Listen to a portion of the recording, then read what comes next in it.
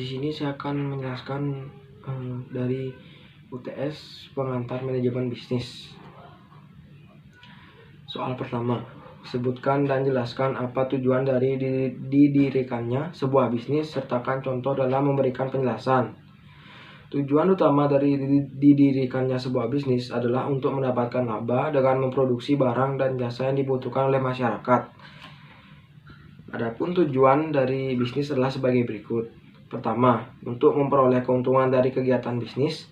Kedua, untuk pengadaan barang ataupun jasa yang dibutuhkan oleh masyarakat.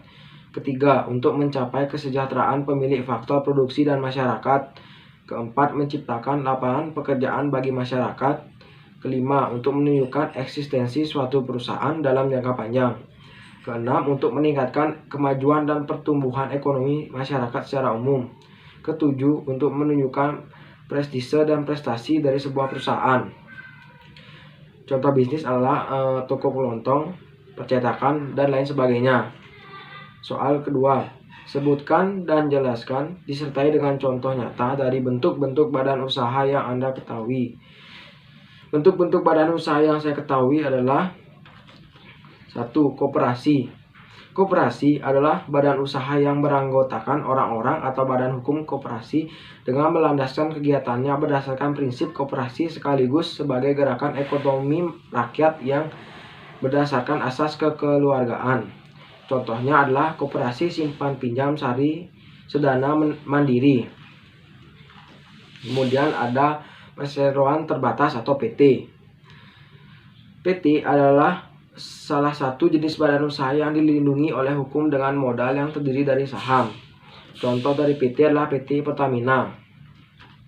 Kemudian ada BUMN atau Badan Usaha Milik Negara. Merupakan badan usaha yang seluruh atau sebagian modalnya dimiliki oleh pemerintah. BUMN ada contoh. BUMN ada beberapa contoh. Pertama, perusahaan jawatan atau perjan. Perjan adalah salah satu bentuk badan usaha yang seluruh modalnya dimiliki oleh pemerintah. Contohnya adalah PT KAI. Kedua, perusahaan umum atau Perum. Perum adalah perusahaan umum yang dikelola oleh negara dan karyawannya berstatus sebagai pegawai negeri. Contohnya ada PT Pegadaian, PT Telkom Indonesia, dan lain sebagainya. Kemudian ada perusahaan milik perseorangan atau persero. Persero adalah melayani masyarakat sekaligus mencari keuntungan dengan harapan persero tidak akan mengalami kerugian. Contoh persero adalah PT PLN. Selanjutnya soal ketiga, yaitu jelaskan apa yang Anda ketahui tentang perilaku etis dalam suatu aktivitas bisnis dan berikan contoh konkret untuk penjelasan Anda.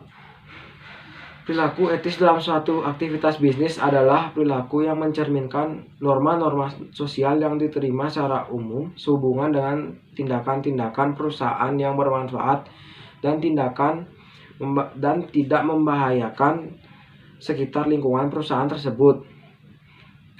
Kemudian alasan yang mendorong perusahaan untuk menjalankan bisnisnya secara etis adalah: pertama, agar perusahaan tersebut tidak melakukan berbagai tindakan yang membahayakan pemangku kepentingan bisnis yang lainnya.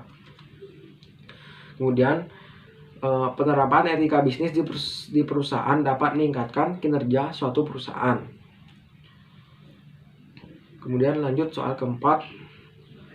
Apa yang Anda ketahui tentang B2B dan B2C? Jelaskan disertai dengan contoh yang konkret. Pengertian B2B atau business to business mengacu pada bisnis yang dilakukan antara perusahaan, bukan antara perusahaan dengan konsumen individu. Contoh dari B2B adalah dalam bidang e-commerce adalah ralali.com, indotrading.com, Electronic City, Indonetwork, dan lain sebagainya. Kemudian B2C. B2C adalah proses penjualan produk dan jasa secara langsung dari bisnis ke konsumen yang merupakan end user atau pengguna akhir. Contoh dari B2C dalam bidang e-commerce adalah Blibli.com, JD.ID, dan Lazada. Kemudian soal kelima. Beberapa waktu belakangan ini terdapat beberapa kasus pelanggaran etika dalam menjalankan aktivitas bisnis yang didasari kepada persaingan antara perusahaan yang ada. Sebutkan satu yang Anda ketahui dan berikan pendapat Anda tentang hal tersebut. Contoh kasusnya adalah kasus PT Megasari Makmur dengan produknya HIT obat anti nyamuk.